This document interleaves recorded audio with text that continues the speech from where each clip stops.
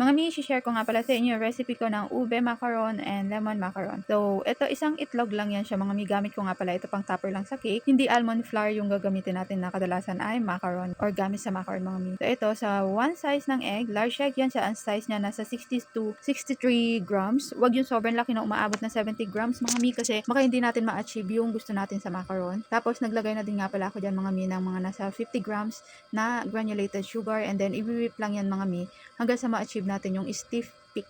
After natin ma-achieve mga mi ang stiff peak sa egg, huwag nating i-overwhip yan. Hilalagay na natin ang powder sugar at saka all-purpose flour mga mi. Tama kayo na nadinig. All-purpose flour lang mga mi ang gamit ko. Hindi almond flour para dito sa ube macaron and lemon macaron na gamit natin. Hahatiin lang natin sa dalawa ang paglagay ng powder sugar at saka ng all-purpose flour. Tapos, ihahalo lang natin siya hanggang sa mag-mix na natin siya. Bago natin ma-achieve yung part na papatak-patak na siya, since dalawang recipe itong gagawin ko, hatiin na natin siya sa dalawang bowl. Tapos, itong sa unang recipe mga mi ay ube ang gagawin ko. Then, 1 teaspoon lang yung ilalagay ko. Tapos, haluin lang natin siya hanggang sa ma-achieve na yung parang pumapatak-patak na siya mga mi. Huwag nyo siyang sobrahan ng halo kasi mag-failed ang macaron. Tapos, ganito din sa lemon mga mi. Ilagay nyo lang yung flavoring na gusto niyo and then, lagyan ko lang siya ng kulay kasi medyo maputla siya para kahit paano medyo madilaw-dilaw siya. Huwag nyo din lang susobrahan ng pangpalasa mga mi. Baka mamaya mag-fail kayo or lalo pa pag liquid yung flavor na ilalagay ninyo. Tapos, haluin nyo lang siya yung tama lang na ma-achieve nyo na yung papatak kasi kapag naging runny yung inyong macaron, either mapatuyo nyo yan siya or totally hindi siya tutuyo. After nyo siyang maipipe nga pala mga mi, so tansyahin nyo lang, mas maganda nga pala gumamit kayo ng silip kapag sa paggawa ng macaron para hindi siya ganun dumikit. Kapag sa mga parchment kasi for sure didikit yan mga mi. Tapos ilagay nyo lang siya sa piping bag mga mi and then normally pag nagpa-pipe nga pala ako mga mi ng ganito, binibilangan ko siya. Depende sa size na gusto ko. Itong sa sukat nga pala gagawin ko dito mga mi. May maliit at malaki akong ginawa kaya iba't ibang bilang din yung ginagawa ko din. Tapos kapag na-pipe na siya mga mi, patuyuin lang natin siya mga 40 minutes up to 1 hour or basta matuyo na siya yung pwede nyo nang hawakan yung kanyang ibabaw katulad nito mga mi. Tapos pwede na natin siyang isalang sa oven. Iluluto natin yan siya ng 10 minutes. Depende nga pala sa oven na gamit ninyo. Isiset ko to siya ng 150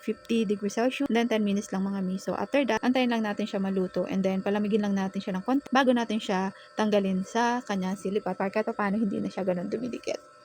Kaya ito mga mi, so tatanggalin na natin siya. Tapos makikita nyo mga mi, hindi siya hollow yung loob or yung wala bang laman. Tapos kahit paano may paapa din siya. Perfect na pang topper, diba? And then mga mi, hihiwain nga pala natin to para makita natin kung talagang butas or walang laman yung sa loob. So makikita nyo, ito nga pala crunchy siya sa labas tapos chewy siya sa loob. So yan, diba? Makikita ninyo mga mi, kahit na all-purpose flour lang siya, perfect ang pagkakagawa natin. Perfect sa ating pang topper na hindi mabubutas ang bulsa natin or ang bulsa ni customer. Pwede natin i-suggest yan mga mi instead of using na fondant na topper. At least may option si customer. Then sa feeling niya mga mi, kayo nang bahala ko ano ilalagay ninyo. Basta ang sarap ng kinalabasan nito. Mamili lang tayo ng perfect na flavoring na gagamitin para ma-achieve natin yung ube flavor and lemon flavor na gusto natin. Any flavor na gusto natin. Kaya naman mga mi, kung nagustuhan nyo tong video ko at may natutunan kayo, baka naman pwedeng paki-like at paki-share na din mga mi. Yan lang. Salamat!